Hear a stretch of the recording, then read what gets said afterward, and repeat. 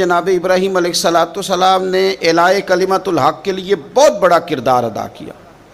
نمرود جیسے بادشاہ کے سامنے کھڑے ہو کے، اس کی حکومت ہے، اس کی طاقت ہے، اور وہ اس نشے میں اتنا مست ہو گیا ہے کہ معاذ اللہ اس نے خدا کہلوانا شروع کر دیا ہے۔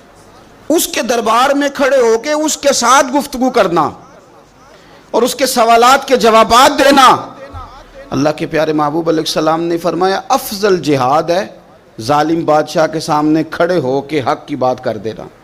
یہ افضل ترین جہاد ہے۔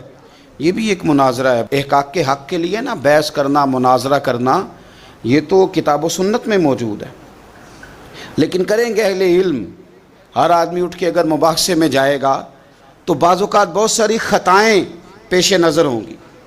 جناب ابراہیم علیہ السلام سامنے کھڑے ہیں، یہ خدا کہلواتا ہے۔ حضرت ابراہیم علیہ السلام سے اس نے رب کریم کی ذات کے بارے میں بات شروع کر دی۔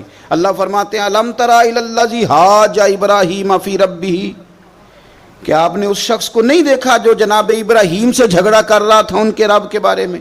اور جھگڑا کیوں کر رہا تھا؟ اس لیے کر رہا تھا کہ ان آتاہ اللہ الملک، اللہ نے اسے بادشاہی جو عطا فرمائی۔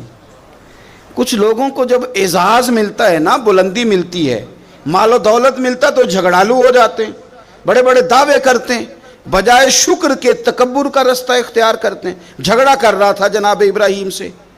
اذ قال ابراہیم ربی الذی یحیی و یمیت، حضرت ابراہیم فرمانے لگے میرا رب وہ ہے جو زندہ کرتا اور مارتا ہے۔ وہ بحث کر رہا ہے، گفتگو کر رہا ہے آپ کے ساتھ، فرمایا میرا رب وہ ہے جو زندہ کرتا اور مارتا ہے۔ گویا جناب ابراہیم علیہ السلام اس سے کہہ رہے ہیں کہ تیرا تو اپنا وجود رب کے ہونے کی دلیل ہے۔ تو ایک نطفہ تھا اور اس سے اللہ تعالیٰ نے تجھے وجود دیا، تیرے اندر روح پھونکی، تیرا اتنا بڑا جسم قائم ہوا۔ رب وہ ہے جو زندہ کرتا اور مارتا ہے۔ قال انا احیی و امیت، کہنے لگا میں بھی زندہ کرتا اور مارتا ہوں۔ اس نے اس طرح کیا کہ دو بندے بلائے نمرود نے، ایک کو سزائے موت کا حکم ہو چکا تھا، اس کو کہنے لگا تجھے سزائے موت کی سنائی تھی، نجات تو آزاد ہے۔ اور ایک بندہ بے گناہ تھا، اسے پکڑ کے قتل کر دیا، کہنے لگا دیکھو میں بھی مارتا اور زندہ کرتا ہوں۔ حالانکہ قتل کر دینے اور چھوڑ دینا، اس میں اور زندگی اور موت دینے میں کتنا بڑا فرق ہے۔ حضرت ابراہیم سمجھ گئے کہ بندہ موٹے دماغ کا ہے۔ کچھ لوگ موٹے دماغ کے ہوتے ہیں، بلا وجہ بحث کرتے رہتے ہیں۔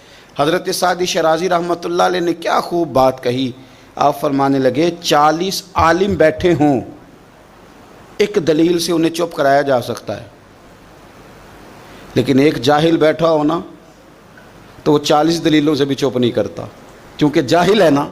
علماء کے سامنے آپ دلیل بیان کریں گے تو 40 علماء بھی ہو تو ایک دلیل سے چپ کر دیں گے تو جو ہے جاہل، وَإِذَا خَاطَبَهُمُ الْجَاهِلُونَ قَالُوا سَلَامًا، یہ دلیل بھی اس کی بڑی کچی تھی، بڑی نکمی تھی۔ اب حضرت ابراہیم نے نا اس پر ایک اور مناظرانہ گرفت فرمائی۔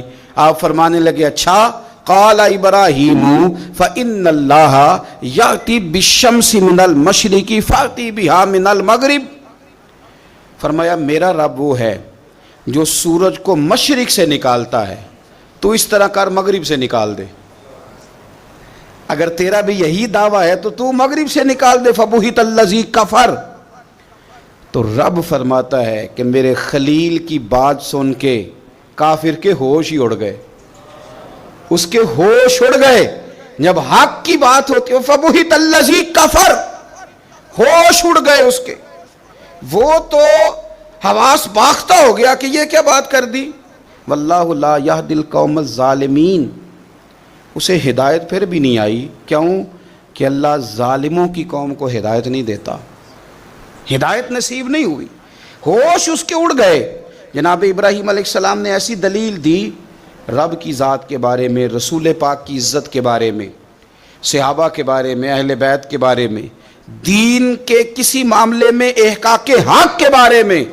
ہمیں یہ پیغام دیا گیا کہ جگہ کوئی بھی ہو، مقام کوئی بھی ہو، وقت کوئی بھی ہو، جب تم نے دین کی بات کرنی ہے تو پھر تم نے نا ذرا تگڑے ہو کے کرنی ہے، پھر تم نے مضبوط ہو کے کرنی ہے، دلیل کے میدان میں پھر تم نے آگے بڑھنا ہے۔ جناب ابراہیم علیہ السلام کا اس موقع پر جب آپ کے ساتھ بظاہر کوئی غلاموں کی فوجیں نہیں، امتیوں کی لمبی چوڑی قطاریں نہیں، وہاں بھی کھڑے ہو کے آپ نے فرمایا کہ تو جو دعوے کر رہا ہے تو جھوٹے کر رہا ہے، کائنات میں ایک ہی رب ہے جو سچا رب ہے، ایک ہی کائنات کا مالک ہے جو سچا ہے، ایک کی رازق ہے جو سچا ہے، اس کے سوا کوئی عبادت کے لائق نہیں، وہی ہے جو اس قابل ہے کہ اسے چاہا بھی جائے، اسے سجدہ بھی کیے جائے، اس کی بارگاہ میں جھکا بھی جائے، اسے معبود بھی جانا جائے، اسے رازق بھی مانا جائے، اس سے پیار بھی کیا جائے، اسی کے لیے جیا جائے، اسی کے لیے انسان دنیا سے جائے۔